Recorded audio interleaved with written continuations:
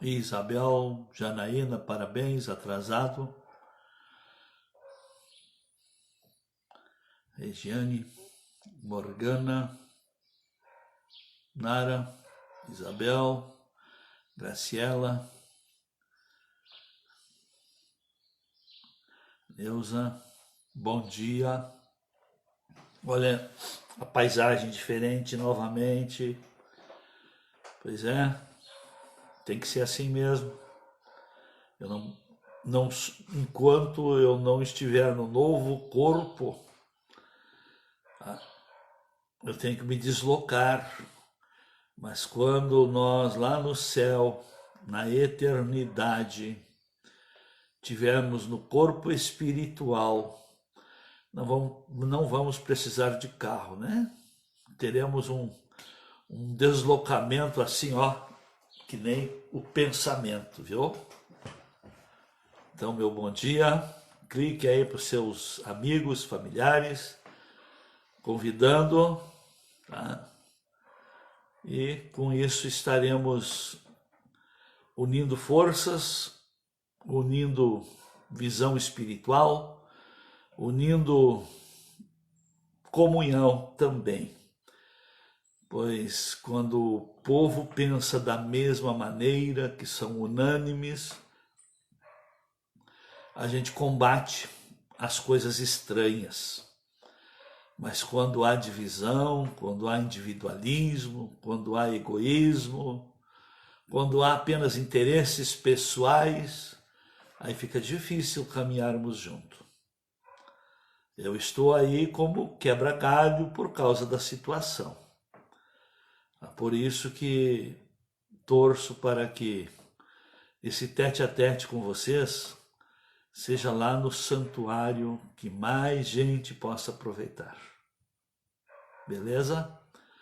Então que Deus abençoe, que tenhamos um dia abençoado e um dia de cada vez. Vamos fazendo o que se pode e vamos procurar sempre tirar proveito e nunca deixar as coisas negativas, as coisas incompreensivas estarem queimando o neurônio da gente. Vamos aproveitar o tempo que se tem, as oportunidades que se tem, o que se pode fazer no momento e vamos dar graças por tudo. Porque a maneira que nós reagimos é que faz a diferença. Não é o que às vezes a gente planeja, não. É como a gente reage o dia a dia, é como a gente reage à circunstância, é como a gente reage ao negativo, é como a gente reage às perspectivas, é como a gente reage com o tempo que nos está disponível, com o que está a nós disponível. Não só o tempo, mas o que realmente se pode fazer. É um dia especial, olha, pelo vão das folhas aí dá para ver que o tempo está bem claro. E não vamos esquecer, hein? Eu não sei, até ontem à noite até orei para que Deus mandasse chuva, mas o sol ajuda a combater esse tal de coronga que eu ainda não vi ainda. Já é um coronga, para mim é um coronga, porque eu ainda não vi. Mas esse corona, esse convide, tá? Eu não convidei ninguém ainda, tá? Por isso talvez não vi ele, viu? É o tal convide 19, né? Mas vamos levar na flauta, porque cada um vai deixar entrar em si como está preparado para receber, tá bom? Como o mal eu não me preparo para ele e tenho a minha resistência, como as coisas negativas eu procuro não dar expediente, então por isso que a gente consegue dos limão fazer limonada, das pedras fazer muro e de tudo que está à disposição a gente procura ver o que tipo de solução se pode ter. Eu hoje, quando abri a Bíblia, me deparei com um texto muito interessante de Jeremias, que aqui no capítulo 1, versículo 5, Alguém até pode dizer, não, esse é uma palavra especial para Jeremias.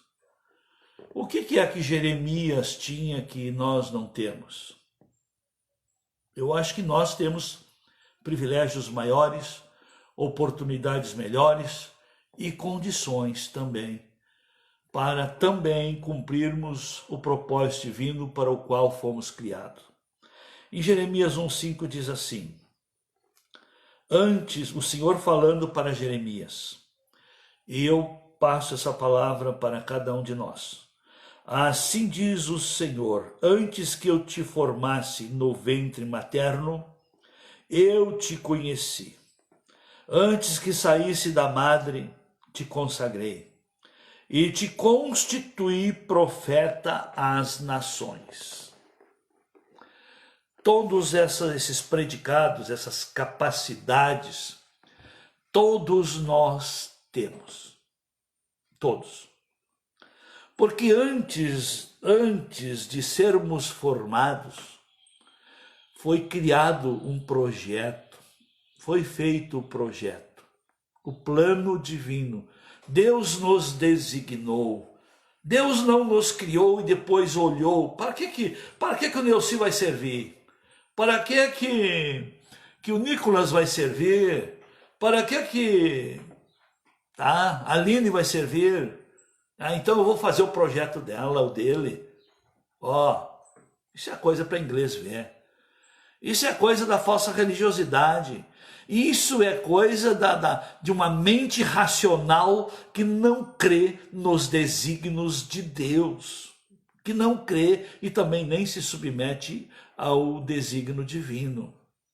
Então Deus não é esse desocupado que faz as coisas sem saber para que está fazendo. Não. Deus projetou tudo. Ele nos projetou antes da fundação do mundo. Antes. Então eu, você, nós, cada um dos que tem tido o privilégio de conhecer a palavra, já pode entender isso e pode crer nisso, que você é um projeto.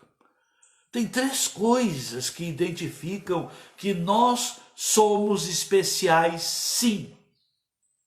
3 coisas. Você encontrou alguém com o mesmo traço digital seu? Pode a máquina que faz leitura até se enganar, confundir, mas não tem igual não. Outro ponto que já foi descoberto, que a cor do seu olho não tem igual. É parecida. Outro, que também o cheiro. O seu cheiro é peculiar seu.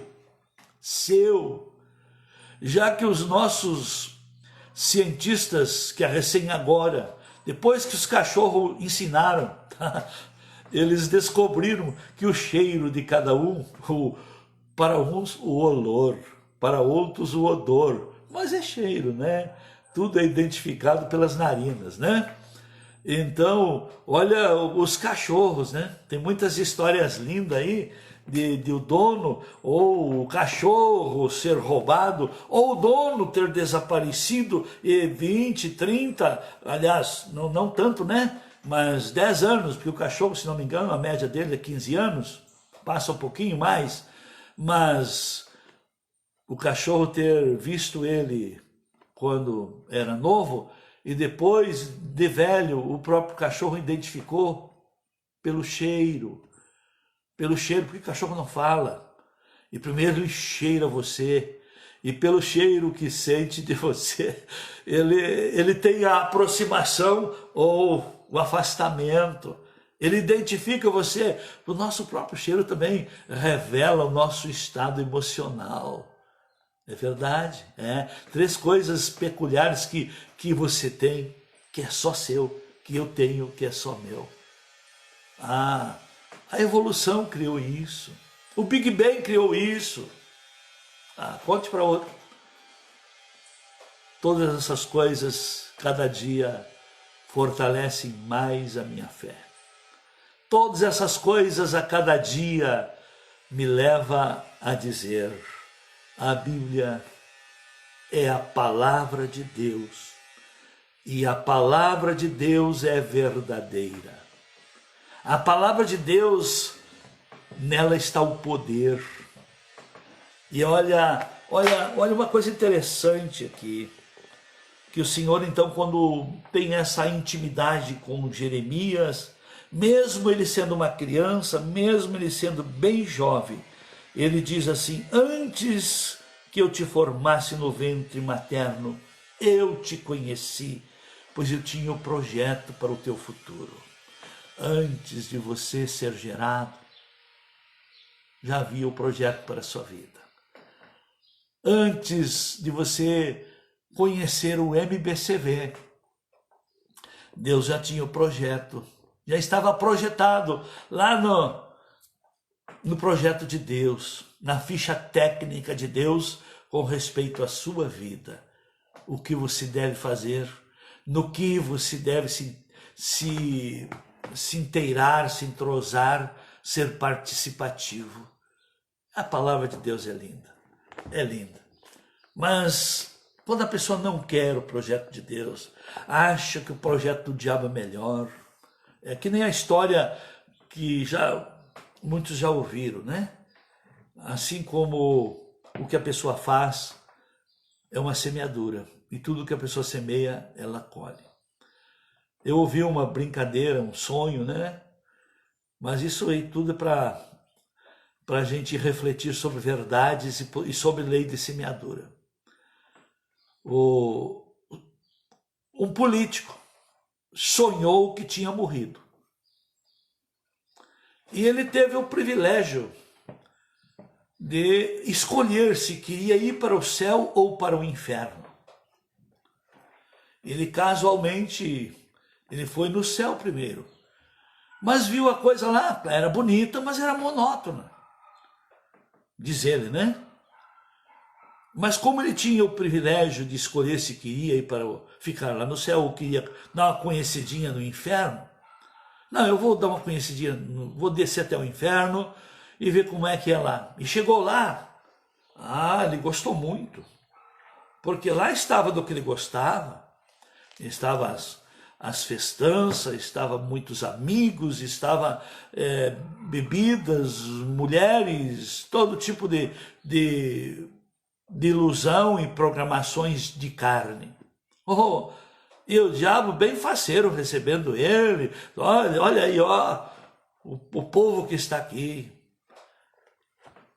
Mas como ele tinha que fazer a escolha e dar a resposta para quem o levou, ele voltou lá no céu. E daí? O anjo perguntou: fez a tua escolha? Olha, aqui é muito bom, mas lá no inferno a coisa é mais engraçada, é mais colorida, é mais efervescente. Não, a escolha é sua, pode ir. E ele escolheu ir para o inferno. Pois é, a escolha, céu e inferno, cada um faz por si. Mesmo sendo um sonho, uma besteira, foi uma grande realidade, principalmente para político. E a vida é uma política.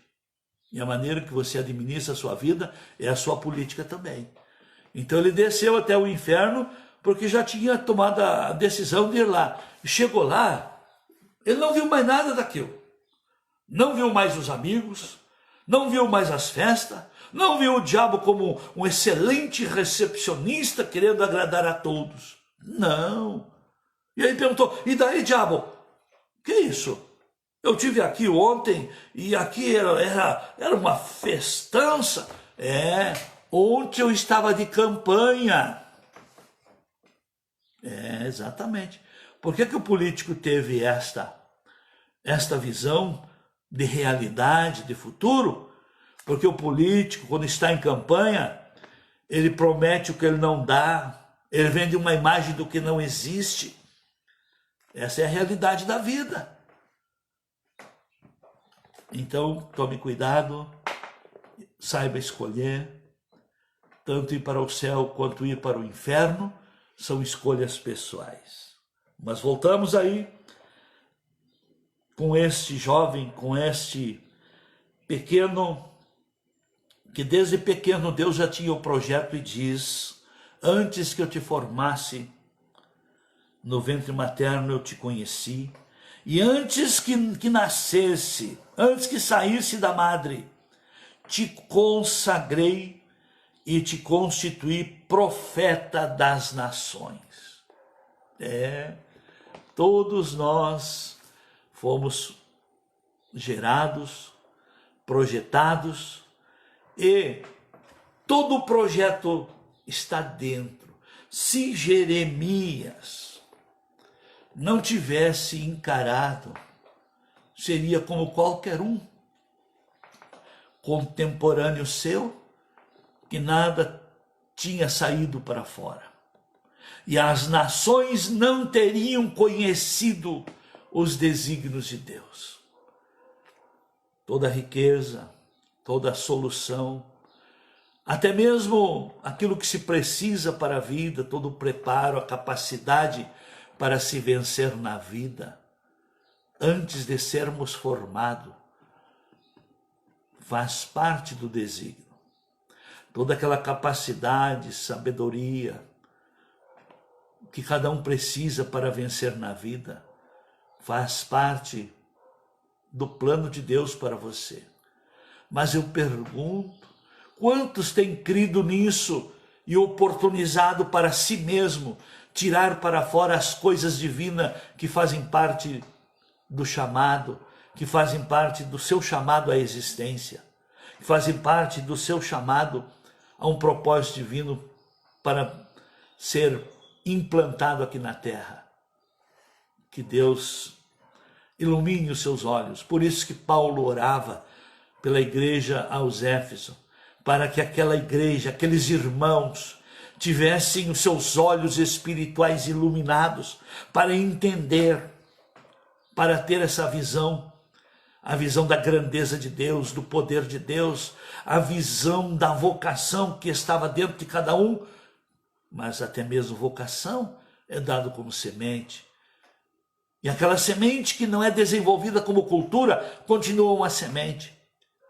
Mas a semente que é transformada numa cultura, que ela é plantada, que ela é germinada, que ela tira para fora, dentro dela está a existência.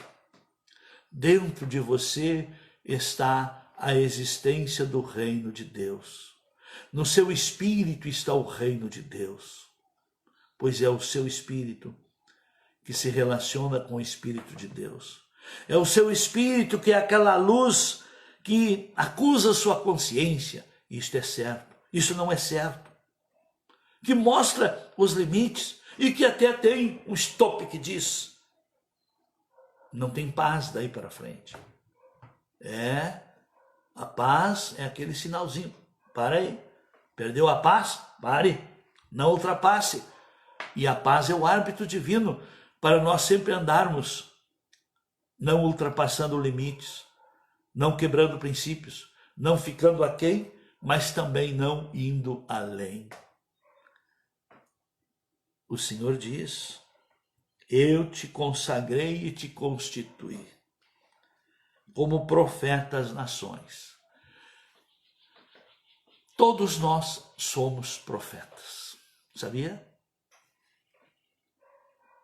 O que é o profeta? Qual é a função do profeta? O profeta repassa o que ouve. Sim, o profeta ouve Deus. E os ouvidos do profeta é igual ao seu ouvido, que recusa ouvir Deus e ouve outras coisas e repassa para os outros. Eu lhes pergunto, você é profeta de Deus? Ou, aliás, você é profeta, mas você tem ouvido Deus para repassar o que Deus fala? Ou tem ouvido o sistema aí fora e repassado o que o sistema aí fora tem lhe inspirado, lhe contaminado até? Observem, antes de você ser formado, Antes de sair da madre da sua mãe, o Senhor diz, eu te conheci. Ele não diz eu te conheço. Eu te conheci porque você faz parte de um plano, de um projeto, de um desenho, de um desígnio. Você foi desenhado à minha imagem, conforme a minha semelhança, diz o Senhor. Mas de tanto amor que esse Senhor tem por mim e por você, Ele nada nos impõe, Ele tudo nos propõe. Por isso ele diz, se quiserdes e me ouvirdes. Por que dentre, vamos pegar os crentes só, os que creem na palavra, os que estão numa igreja, porque dentre a própria igreja, o próprio auditório da igreja, o próprio participante congregado, há diferença de resultado de um para o outro. A diferença de saúde de um para o outro, a diferença de inteligência de um para o outro. Deus diz, esse eu vou fazer com mais inteligência, mas esse outro não, eu não vou dar tanta inteligência. Quero te dizer que todos foram feitos com todas as capacidades, mas o amor e o respeito que Deus tem para com todos, Ele não impõe, Ele propõe. E à medida que cada um aceita a proposta divina para a sua vida, e quanto mais de Deus você tiver na sua vida, você terá condições de viver uma melhor vida. Quanto mais das instruções de Deus você aplicar na sua vida, melhores resultados sua vida estará lhe proporcionando. Deus não limita, não, é o ser humano que se limita. Pegamos uma outra verdade paralela, na mesma sala de aula, um só professor passa a matéria para todos, e aí você depois olha, depois das provas, a diferença de resultado, a diferença da nota, a diferença do aproveitamento de um para com o outro. Todos tiveram o mesmo tempo, o mesmo período, a mesma matéria, o mesmo instruidor. Mas por que tiveram resultados diferentes? É a maneira que cada um atenta para o que vê e para o que ouve. É a maneira que cada um aplica aquilo que sabe, aquilo que aprendeu. Infelizmente, muitos querem ainda continuar vivendo como criança. Não fazem e depois as coisas faltam. Deus me dá, Deus me ajuda, Deus me tira dessa, Deus me socorre. Sabe, o amor de Deus até lhe ajuda, lhe socorre, mas para você apenas não perecer. Mas Deus dá a oportunidade que aquilo que você semear, é você que vai colher. Naquilo que você for omisso, é você que vai ter a falta. É você que vai sofrer a escassez. Não esqueça, o Senhor diz para você nesta manhã, antes de você ser formado, o Senhor já te conhecia. Antes de sair, antes de quem atendeu, que tirou do ventre de sua mãe, o Senhor já te viu, já te conhecia. E ainda ele diz, eu te consagrei. Você não é filho de Deus? Então você é consagrado. E é consagrado para um propósito. E é constituído para um propósito. Para ser profeta das nações. Aquilo que você fala é profecia. Porque é do fruto das tuas palavras que você vai comer o bem, que você vai se abastecer, que você vai se suprir, que você vai se convencer, é que você vai se construir. É do fruto das suas palavras. Então você é um profeta. E eu lhes pergunto, tem sido um profeta de Deus ou um profeta do caos? Eu, sinceramente, a cada dia eu me sinto assim, eu não sei como é que eu posso expressar, estou ficando até com nojo dos pavores que as pessoas vivem. Estão amedrontadas, acuadas, estão em pânico, estão com medo. Por que não leva a sério a palavra de Deus? Mas agora desenvolveram um vírus lá, comunista, para atingir a economia do mundo todo, e as pessoas agora desse vírus têm medo.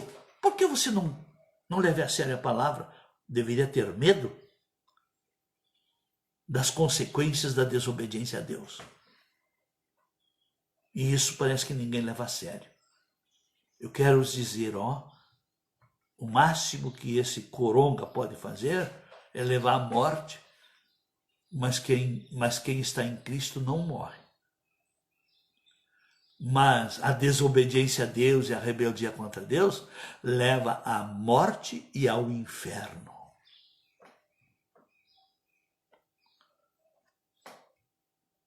Tenha temor a Deus, mais que o temor a espíritos malignos. Espíritos malignos eu resisto, porque a minha fé tem que estar acima, o poder que opera em mim deve estar acima do poder que opera neles. Eu respeito, sim, mas não sou cobaia e nem dominado por medos. Eu sei que é um assunto que nunca vai esgotar. Passa esse, vai vir outro, e cada um escolhe que tipo de profeta quer ser. O Senhor diz, eu te conheci e te constituí profeta às nações. O que você está profetizando? Os medos ou a fé? Os medos ou uma confiança em Deus? O que você está profetizando? Porque alguém lhe dá crédito, alguém lhe ouve, alguém segue o que você fala, alguém segue o seu exemplo. E Jeremias foi um profeta levantado por Deus, que até andou da maneira que o povo tinha que olhar e seguir a maneira que ele andava. Se quisesse não ser escravo dos inimigos. Deus abençoe. Até amanhã, no mesmo horário, permitindo Deus. Você é um profeta. Ouça o que você fala para ver se é certo o que você fala, porque tudo que você fala, alguém acredita. E alguém vai se perder. Quando o profeta não é um profeta de Deus, que serve a Deus. E alguém vai se salvar quando segue um profeta que serve a Deus. Todos somos profetas. Sua maneira de ver a vida tem salvado ou tem levado à perdição? Tem encorajado ou tem amedrontado? Tem construído admiração ou um modelo de vida que ninguém quer?